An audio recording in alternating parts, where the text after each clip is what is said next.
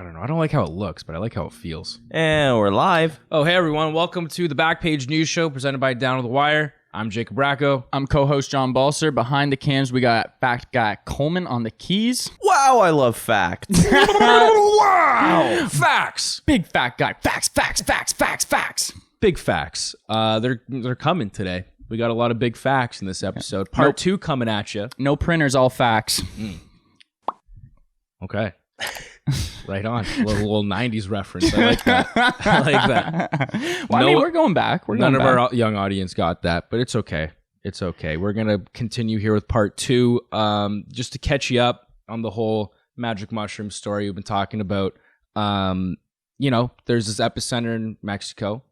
Oaxaca is the region where mushrooms are, very prominent. A lot of tourists go there to this day to partake in these mushroom ceremonies. The matriarch of magic mushrooms is this lead shaman who's a legend in Mexico. Her name is Maria Sabina, and she let the white man in.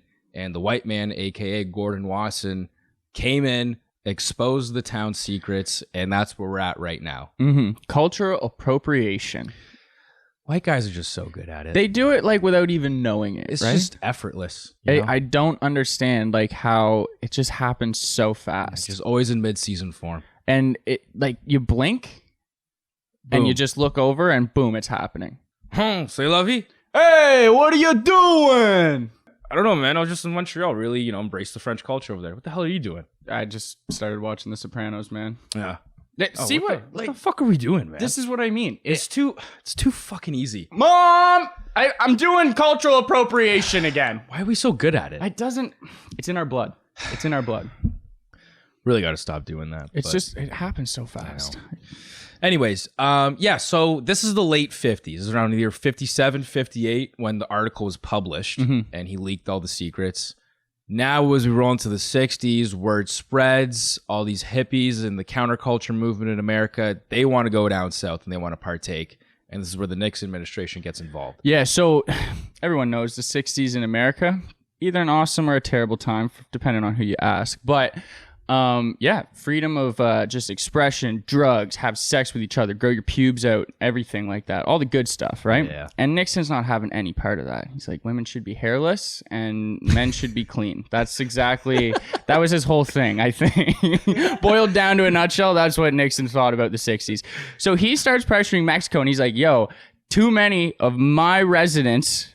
My stinky hippie residents are going to Mexico and they're eating your damn mushrooms. Yeah, I want my stinky hippies back. Yeah, I want them to be... Those are my stinky hippies. Yeah. If they're there, I can't spray them with fire hoses at protests. It just... How else are you going to clean them up? Just spray their skin right off. Oh, dude. Anyway, so he puts pressure on Mexico to start policing Huautla de Jimenez and most of the Oaxaca state. And so they start shutting down roads into Huautla. And there's police roaming the streets. And now as vans of hippies arrive, as they've been doing for the past couple of years, to embark on this spiritual journey with people like Maria Sabina, there's cops, federales waiting there, just turning them around and sending them back to where they came from. Yeah. A lot of people dressing up like how we did just now. Yeah, exactly. Trying to sneak in. Partaking some mushroom trips. A lot of blonde hair, blue-eyed guys in sombreros and ponchos they bought around the border to make it into there. Hola, amigo. Putting their 9th grade Spanish to the test. Dos mushrooms, por favor. I don't know. Something's off about this guy. His mustache keeps falling off a little bit. What's funny to note, though, is in one of the articles I read up, a lot of the Mexican people in these villages at the time, the people that did trickle in, these American hippies that did trickle in, they said they were annoyed with them because they couldn't tell who was who. They were like, you had men with long hair, women wearing pants. They're like, who's the men? Who's the woman? What's going on? They didn't understand. Dirty hippies, man. Yeah. What a time to be alive. I would have loved the 60s. I know it. But it is also worth noting there is more government pressure coming from this because Wasson was funded by the MK Ultra project, which is insane because the MK Ultra project was a project where the CIA was testing drugs on criminals to see what they could use and would be effective to use in interrogation. So it was like mind-altering drugs that they could use to weaken their opponents in interrogations. So these are the people that are funding, crazy. right? Like, come on, this guy. Crazy. A little bit more history. There were some Marines captured in Vietnam, and they were filmed denouncing the United States and like being pro-communism and stuff. And the CIA was like, well, there's no way they would do that under normal pressure. The Vietnamese and the Soviets must have mind control. And so the CIA freaked out and were like, we need to get our own mind control. Let's start testing LSD, any kind of psychedelic we can on just the random American population. Let's fund all these scientists and researchers to see who can bring us mind control. Do you know what's hilarious though is that America was like forcing people to go fight in a war that didn't really matter all that much to America. And then they're like, man, fuck America. They just made us go watch our friends die and like just fight in the jungles of Vietnam. And then they're like, fuck America. They're like, has to be mind control. I don't know. But they're just sending like 18-year-olds over there to just die. Kind of fucked up. Very fucked up. Very. It's a good fact, Coleman. Yeah. Yeah, it's a good one. Damn. Yeah. Although this runs deep, man. This runs deep. Yeah. It's crazy because like that's who's funding Wasson. So as pure as this guy's intentions were, you know, Maria, I'm not going to release your name. Of course, 5 years later he does, and now they have an influx of just either government or hippies coming to just take over their town essentially. So the fallout of Gordon Wasson's lie, his promise to not leak Maria Sabina's name, what she does, you know, this whole tradition, the magic mushroom culture down in Mexico, he does it anyways. Classic white man. Mm-hmm. And the fallout of this now is we have what we were just talking about. The 60s, this influx of just Americans coming in, and the locals hate it. Mm-hmm. They hate it so much to the point where they start that's all, folks. They start ostracizing Maria Sabina. They start Maria Sabina sounds like a great restaurant, though. I'm not going to lie. A good seafood joint. Yeah, exactly. Yeah. Go there for your birthday, you know? It's just a nice one. So they start ostracizing her. They burn her house down. Mm-hmm. Murder her son. Allegedly. No, that's confirmed. That's confirmed. They allegedly burned her house down. Definitely killed her son. Yeah. And, dude, she, towards her death, admitted that she regrets ever leaking the Villedas culture and rituals to the gringos. I think that's the craziest thing is like, I feel like every person who's being colonized on their deathbed, they're just like, fuck.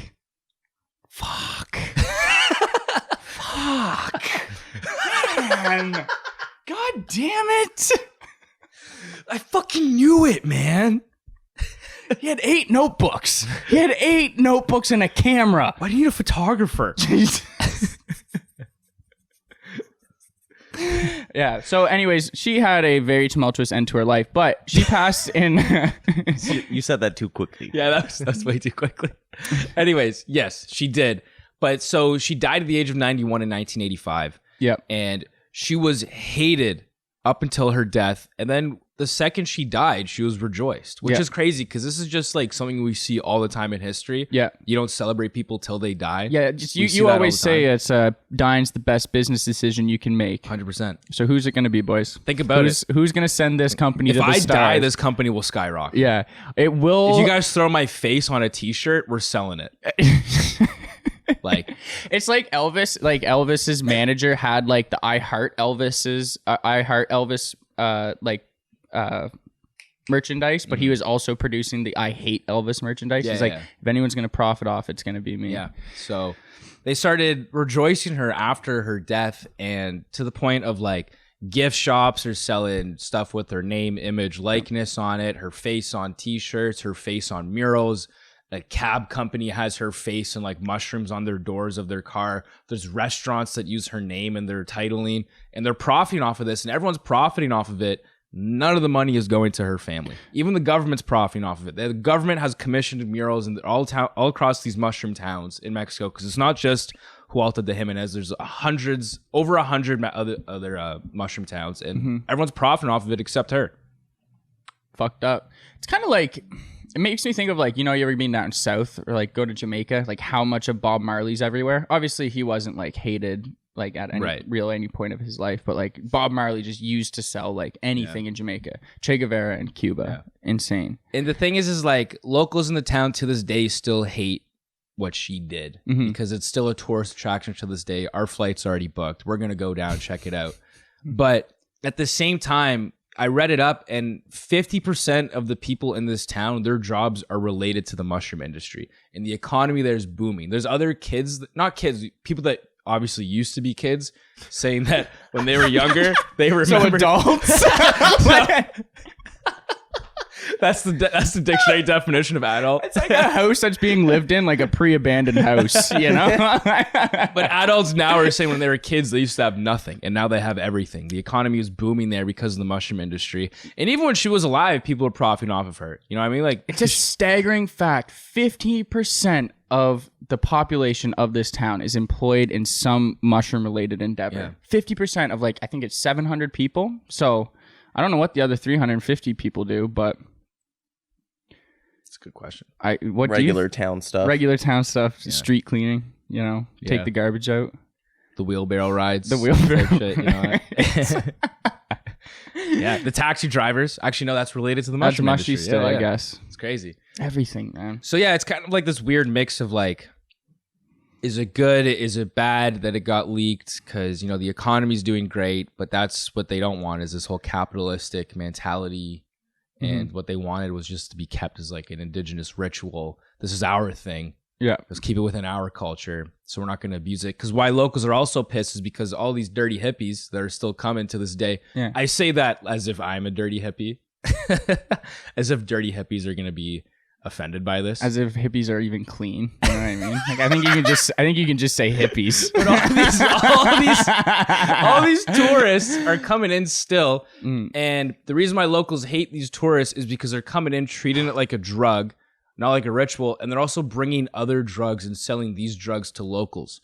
So people weren't exposed in these towns to like, I don't know what they're selling, whether it's cocaine, heroin, meth. Name more drugs. Weed. Okay. Smack.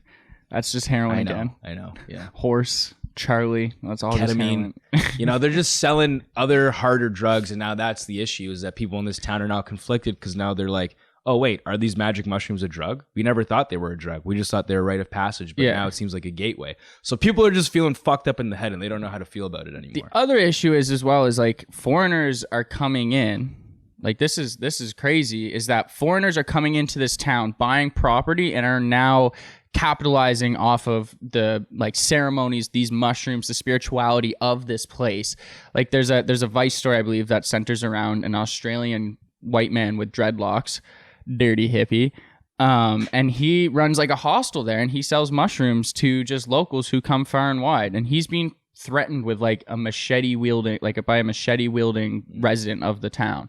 Because they're like, get out of here, you dirty hippie. And people, I don't know, if you look it up on YouTube, there's tons of vlogs. If you look up Oaxaca or Hualta de Jimenez or other towns that are these magic mushroom towns, there's 111 magic mushroom towns in Mexico. There's just vloggers just vlogging them tripping balls in these different cities or towns. So it's like, what the fuck we doing here? But it's making the town go round. It's kind of a catch-22. Yeah. So I personally think it's a good thing. Yeah, people in the town are thriving. Like this, this girl's story was pretty touching. It's like I didn't have shoes on my feet when I was a kid, and now I have everything. I think, I mean, I understand the like issue of like the spirituality and like the sacredness of it kind of being exposed, but I mean, like, teach a man to fish. Exactly. It's just capitalism. I don't know if that makes sense here, but yeah. I mean, there's a trap that people can fall into when they tell stories like this, where it's like there's this untouched civilization, no contact with the Western world, and then all of the sudden it's exploded. But that's not really true.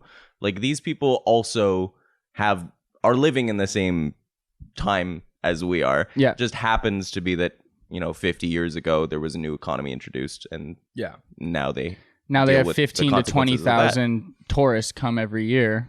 Yeah, and they have closed. That's crazy. A town of 700 people sees 15 to 20,000 tourists a year. You're like the minority at that point, which is why I feel like it'd be weird. Yeah. Oh, yeah. No doubt. Yeah, that's also another thing that some of the stories were pointing out when there was a sort of hiatus of the tourism industry when the Mexican government were in the 70s, but maybe also, but in the 70s when the Mexican government was like, no more, this is too much. It actually some people attribute that to like the growth that we see now, because in the 60s it would have been really heavy. There are other sort of spiritual hotspots in quotes in India and Southeast Asia that were really completely destroyed by capitalism in those days because the demand was just so high in the counterculture. Whereas now it's sort of a little bit more tame. It's a smaller subsection of the population that comes, so it's a little bit more sustainable.